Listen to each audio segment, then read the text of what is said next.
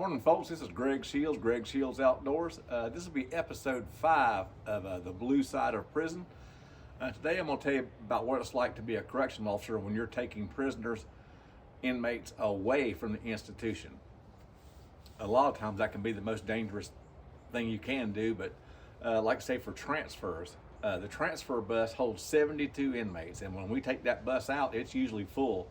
A lot of inmates request transfers. They get transferred for disciplinary reasons or just move closer to court dates and stuff like that. But anyway, when we take them out, that's actually one of the safest ways, even though I've had two of my buddies killed doing that detail.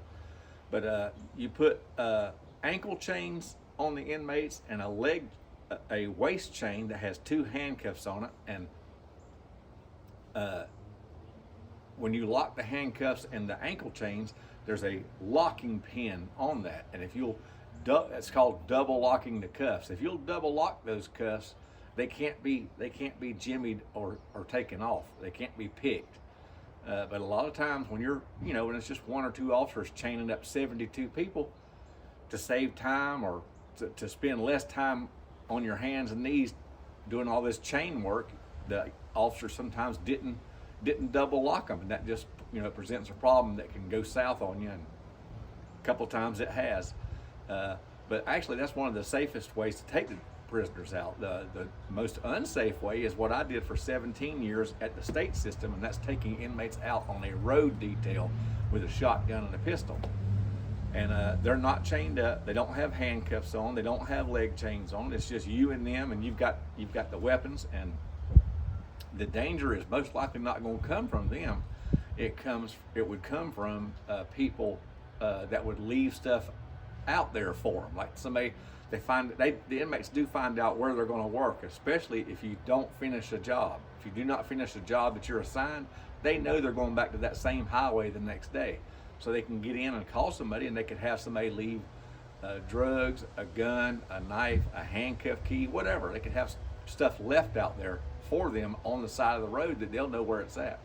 And that has happened on occasion, and that's where the screening process of the prison comes in handy. They try to keep people that's life without possibility of parole. They're not letting them people go out on the road.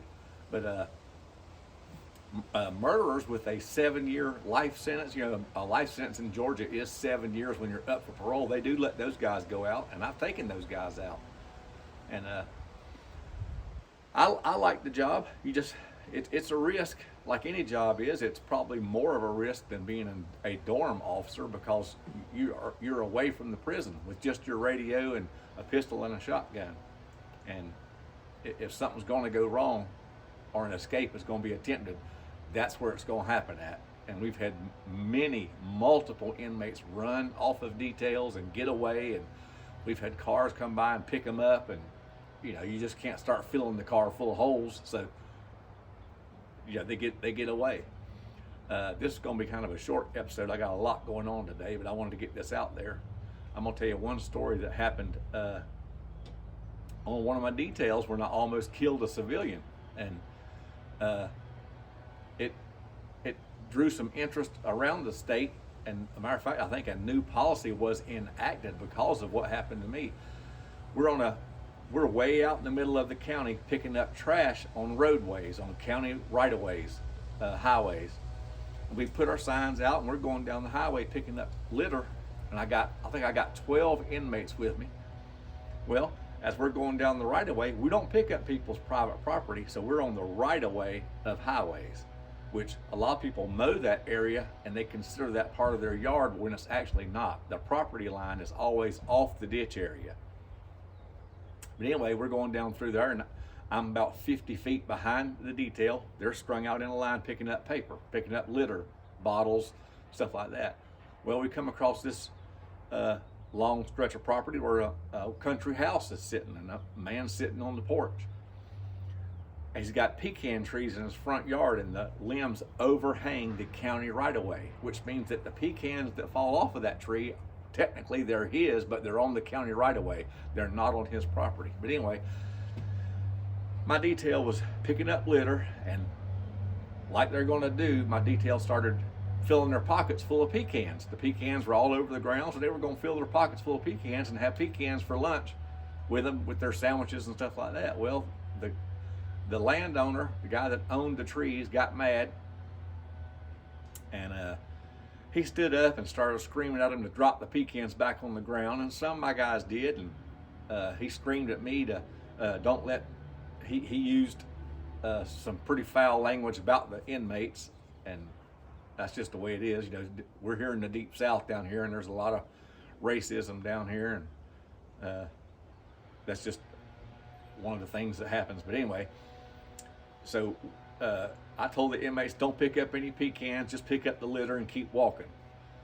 Well, we get about, you know, it's about probably a 60 yards long area where his yard was, where the right-of-way was in those pecan trees. We get about 15, 20 more feet, and one of my inmates picks up a big handful of pecans and puts them in his pocket. Well, this old man comes to the end of his porch, and he reaches in his back pocket and he pulls out a pistol. It was a revolver. It was either a 22 or a 32. It wasn't a big pistol, but it was a pistol. And screamed, I told you to put those pecans back down. He had the pistol in his hand. Well, I took my safety off the shotgun, lifted it up and put it dead on his chest, and I said, mister, I said, if you lift that pistol, I'm going to blow you off that front porch. And bottom line is, I absolutely would have killed him right on his front porch on his property. One of my jobs on that detail, got 2 jobs out there. Well, 3. You got 3 jobs. One is to complete the assignment that you're given from the county that has bought the detail contract. All right. The second job is you take out 12 inmates, you bring back down 12 inmates. However, whatever you take out, you bring back. That means you maintain control, you stop escapes, you bring them back. The third job is you protect those inmates and yourself. I got those inmates away from the prison, although if they ran from me, I have to shoot them. I also have to protect them at all costs. And I absolutely was fixing to kill that man. If he lifted that pistol, I would have killed him. Absolutely, hands down.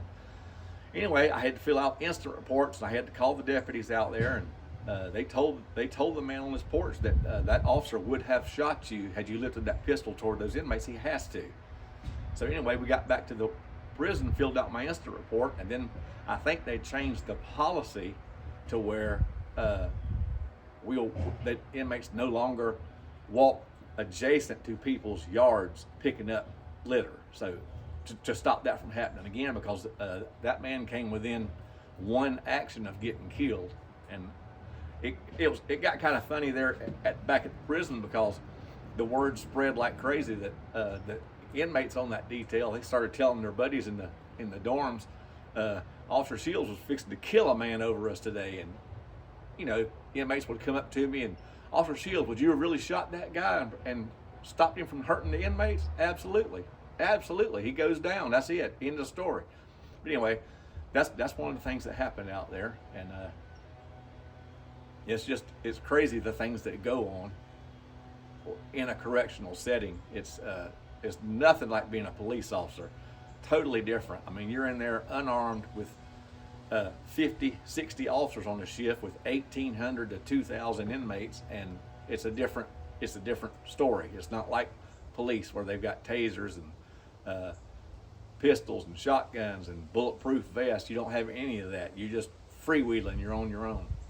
But anyway, that's another part of the job, and I'm gonna go ahead and get this out there. So y'all have a great day. I appreciate you tuning in. Please like and subscribe if you hadn't, and y'all take it easy.